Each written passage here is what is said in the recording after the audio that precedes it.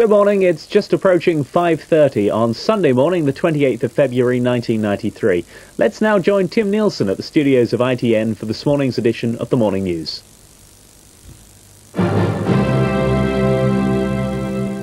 Hello, this is ITN's Morning News. The IRA is threatening a campaign of destruction against British industrial targets in the wake of its latest bombing in London. A spokesman told the Sunday Times it was just the start of a wave of attacks. 18 people, including several children, were injured when the bomb exploded in a litter bin in Camden. Police said the warning they were given was deliberately misleading. People moving away from where they thought the bomb was walked directly into the path of the blast. A US plane has dropped 1 million leaflets over Bosnia, warning people on the ground to stand by for relief supplies to be parachuted in. The plane flew without lights to avoid being strafed. UN inspectors representing the warring sides have checked the humanitarian aid parcels and cleared them to be dropped. The Mercy flights could start tonight. And managers are preparing a buyout package for Leyland DAF. They're looking for industrial sponsors to help them save the British side of the company and safeguard thousands of jobs. We'll have a news update later, but now the World Review, first seen by viewers around the globe last night.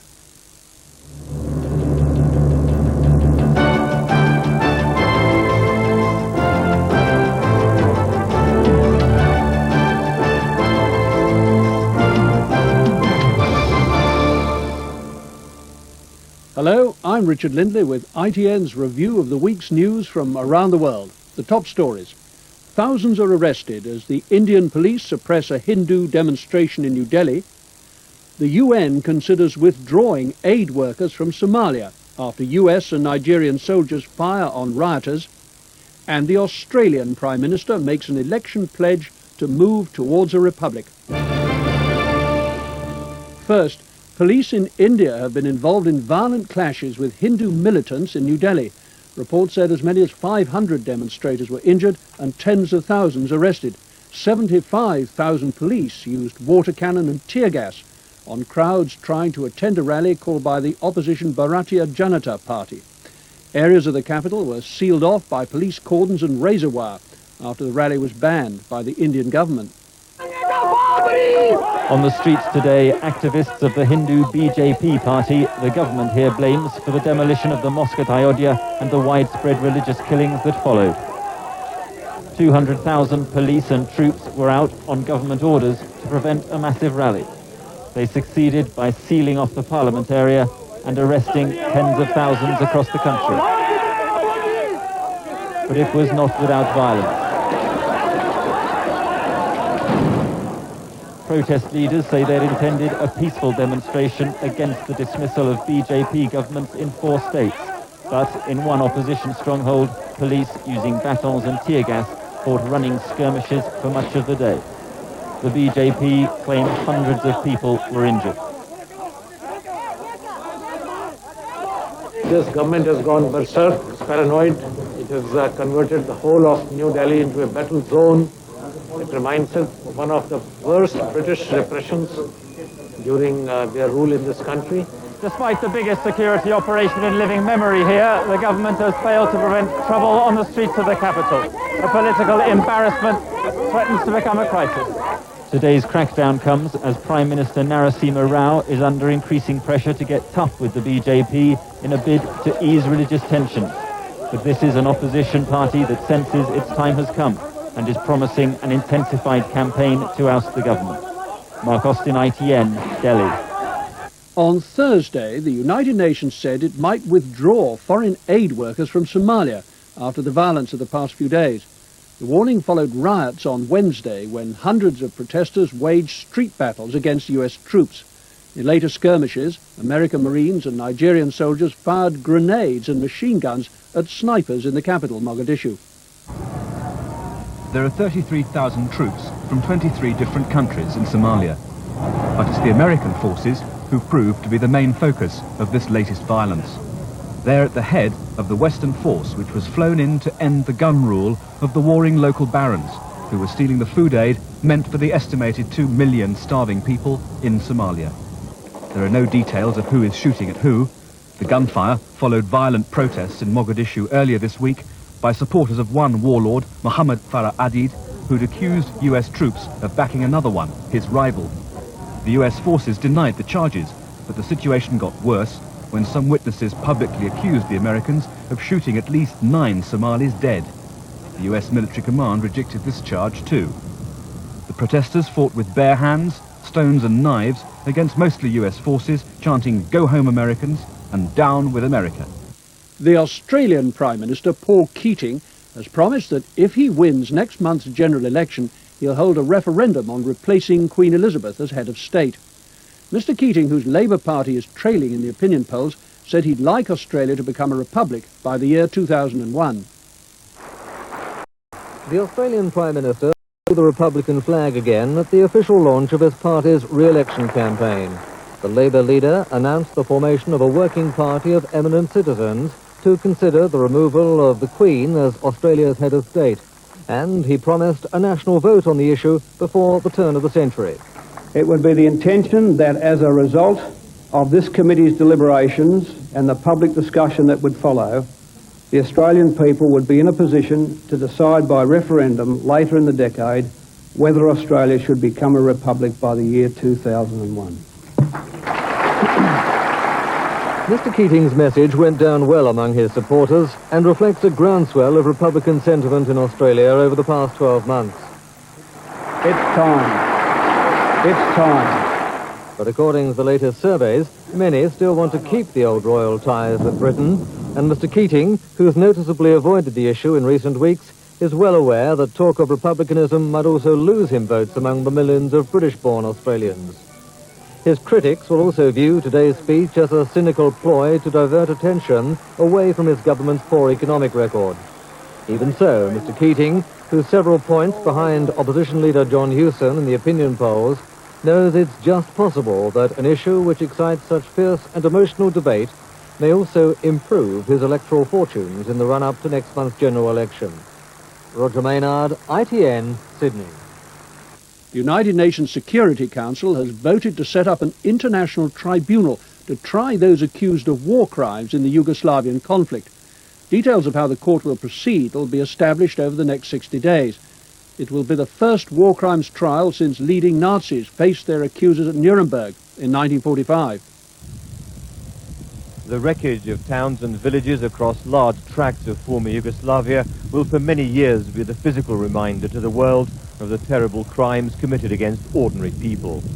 But because high or low intensity conflicts are likely to drag on in the Balkans for a long time, the investigation and prosecution of those responsible will be beset by problems. To begin with, the surviving victims, such as these latest Croatian refugees from Krajina, now sheltered on the Dalmatian coast, are so widely dispersed, gathering evidence from them is difficult. And proving the most widespread war crime of all, the forcible removal of people from their homes, classed as a violation of the Geneva Conventions, won't be simple. Most of these refugees signed a document prepared by the government of Serbian Krajina, saying they left their homes voluntarily. In fact, most, like Slavko Krvavica, say Serbs were forcibly settled in their houses and they were made to sign. At that moment, I put my glasses on, and then I saw that they had written in the word voluntary. Well, what could you do at a time like that? You have to sign. I had no place to go back to. This is their cover story, their defense. If I said to you I would beat you, wouldn't you sign? One of the first cases likely to come before a new war crimes tribunal will concern a mass grave at Ovčara near Vukovar. The site was filmed by Channel 4 News the day forensic work started. Since then, the UN team present has said early findings appear to confirm fears that around 200 bodies of Croatian men are buried there. It'll be important for the new war crimes tribunal to prove its impartiality by taking up prosecutions against Croatian and Muslim suspects too. After heavy fighting in the town of Gospic 18 months ago, an alleged massacre of Serbs took place. Between October the 16th and 18th, 1991, a group of about 20 Serbian civilians from this town, Gospic, were allegedly tortured and executed by Croatian extremists. 11 of the victims have been identified. The matter is now being investigated by the Croatian authorities. Comparisons with the Nuremberg war crimes trials have been made, but they depended on a clearly defined aggressor in a conflict being totally vanquished. That's unlikely to happen in the war in former Yugoslavia, and potential suspects may be protected by their governments. But a former foreign minister of Croatia says that even if suspects aren't extradited, the International Tribunal should pass judgment on them.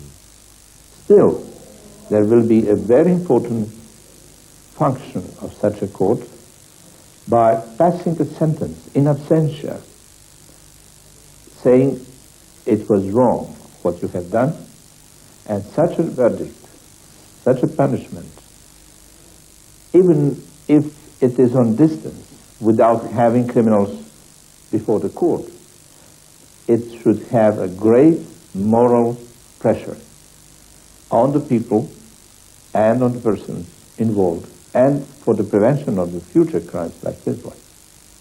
A center for collecting documentation on alleged war crimes has been set up in Zagreb. Its work so sensitive that we were asked not to film inside its main office for fear of reprisals against researchers. One investigator willing to appear is herself a victim. Jadranka Tigel, a lawyer from the Bosnian town of Prijedor, was raped in the camp at Umarska. She admits she can't be totally objective in her work at the center. No one can, she says. The center's gathered a great deal of evidence, but Mrs. Tigel doubts that the right people will be tried. It will be easy to arrest the small links in the chain, those who carry out orders. Probably the Serbs will sacrifice them. But as for the decision makers, it will be much harder because they represent the state and state policy. The funerals took place in eastern Bosnia of 38 Serbs allegedly tortured and killed by Muslims. No neutral parties were allowed to inspect the bodies, and the Bosnian Serbs are using the deaths for propaganda. Another example of the obstacles war crimes prosecutors will have to surmount. Time for a break now. I'll be back shortly with more of ITN's World News Review.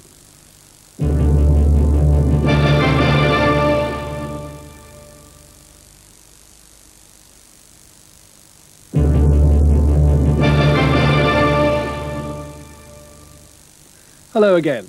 You're watching a review of the week's world news from ITN in London. On Friday, NATO foreign ministers refused to give any practical support to the American plan to airdrop relief supplies into Bosnia. American Secretary of State Warren Christopher lobbied NATO ministers for support at a meeting in Brussels. The Americans were hopeful of making the airdrop over the weekend. The Americans have been using Hercules C-130s to bring in aid during their operations in Somalia. A small fleet of these huge transports could be dropping food and medical supplies into Bosnia as early as Sunday. The Pentagon say there'll be no fighter escorts for the Hercules, which will fly in small groups to drop 80 tons of aid, including flour, oil, rice, coffee, and ready-to-eat meals. The American planes will almost certainly fly at over 10,000 feet to avoid surface-to-air missiles and anti-aircraft fire. But at, say, 12,000 feet, there is a price to be paid in terms of accuracy. Dropping at night will create even more problems. The supplies could easily be spread over an area 4 miles wide and fall into the wrong hands. It seems to me that this is a very expensive and inefficient way of dropping supplies. The pallets which will be dropped weigh at least a ton. The plan is to drop leaflets first, warning people to keep out of the way. But after the Gulf War, American aid did kill some Kurds, the very people it was supposed to help. What could happen is that relief supplies land on villages or land on settlements, and that would probably provide a greater risk than the advantages by delivering food from the air. The Americans' top priority is to avoid casualties to their air crew, and the threat is a real one. Last September, 4 Italians died when their Mercy flight to Sarajevo was shot down. The first meeting between President Bill Clinton and British Prime Minister John Major on Wednesday failed to resolve several important issues. However, British officials said the two leaders achieved much closer agreement than many had thought possible. Differences still outstanding include trade disputes between the US and Europe and questions over British rule in Northern Ireland. President Clinton, having declared not once but twice that the special relationship is alive and well and precious to him, seemed to underline that with a private talk and a working dinner with Mr. Major at the White House which ran longer than expected and which covered Northern Ireland, Bosnia, China, Russia, European defence and the GATT trade talks. Not surprising, then, that the President himself summed it up this way when he was asked. Everything. Welcome to CBS This Morning. The Prime Minister emphasised what's been by far and away the biggest issue of this visit, getting the GATT trade talks completed. The principal area of concern, both for the President and for me, is to push ahead and get a settlement of the GATT talks. That's overwhelmingly the most important thing. Important because it's been hanging around a long time, but important also because it will lift the complete volume of world trade for the industrialised world and the unindustrialised world. That's going to provide a lot of jobs, a lot of hope, a lot of prosperity. I expect the Prime Minister to use his points about the world trade talks and the extra jobs he thinks they will create in answer to the criticisms that he will face over today's huge job cuts announced in Britain. Michael Brunson, ITN, Washington. The Italian Prime Minister, Giuliano Amato, has survived a no-confidence vote after confronting the country's worst corruption crisis in post-war years. It followed a move on Tuesday in which Signor Amato issued Parliament with an ultimatum: either support his new cabinet or come up with something better. Signor Amato was forced into a major reshuffle by the resignations of 3 cabinet ministers implicated in the scandal that's undermining the Italian state. In just 1 year, the prosecutors, trying to unravel a widespread web of corruption, have arrested more than 800 people. It's being called the Bloodless Revolution, the biggest political upheaval in Italy's post-war history. The precarious government of Prime Minister Giuliano Amato is trying to cleanse a system riddled with corruption. Virtually no town is untouched by the scandals. The result, the entire political establishment is now mistrusted, the people demanding change. It's a catastrophe. Psychologically, Italy is a catastrophe right now because people at large do not trust any longer anybody who's been mentioned in the last 10 years in the context of political affairs. It was the brutal murder of mafia investigator Judge Falcone which propelled the government into its corruption investigation. In the past year, they've uncovered bribery and fraud on a massive scale, ranging from public building works to the latest allegations involving Fiat company executives. Most people now believe only far-reaching political reform can save the country from chaos. I come from a small town where all the politicians were put in jail or they escaped, and it's unbelievable. I mean, you don't know where to turn to. Criminals is not the word I'd use. It's difficult. Thieves, they are. Italy's used to political scandal, but the corruption now being uncovered is at an entirely different scale. Every day, new members of the political establishment are singled out for investigation on bribery or fraud charges. Italy's best hope is that this unparalleled crisis will prove the catalyst for change. Libby Vina, ITN, Rome. That was a review of the week's world news from ITN. From me and the rest of the team in London, goodbye.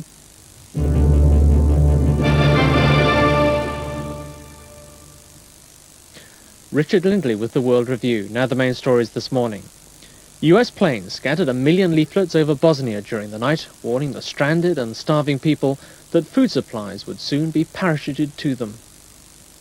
Takeoff on a night flight to Bosnia aboard a U.S. Air Force C-130. The operation to deliver relief supplies is underway. On this first flight, however, the cargo is not food, but boxes full of 1.2 million leaflets, written in both the Serbian and Croatian languages. They carry a simple message to the people on the ground. We're delivering humanitarian aid for all people and not to fire on U.S. aircraft. Several hours into the flight, the pilot flashes the green light and the boxes of leaflets go out the door. In the cockpit, the air crews are keeping an eye out for possible threats from aircraft or ground fire and missiles. On this flight, there are no problems. Earlier, an Air Force C-130 arrived at the Rhine-Main Air Base from Sarajevo with representatives of each of the 3 warring factions in Bosnia. The group, 1 Muslim, 1 Croatian, and 2 Serbians, were taken to a warehouse to inspect the supplies to be dropped over Bosnia. They checked 3/4-ton pallets loaded with U.S. military combat rations and medical aid. UN officials who accompany the inspectors say the idea is to reassure all sides that no weapons, nothing one group could use against another, will be dropped in Bosnia. The IRA is said to be planning a campaign of terror against British industrial targets in the wake of the Warrington and Camden bombings.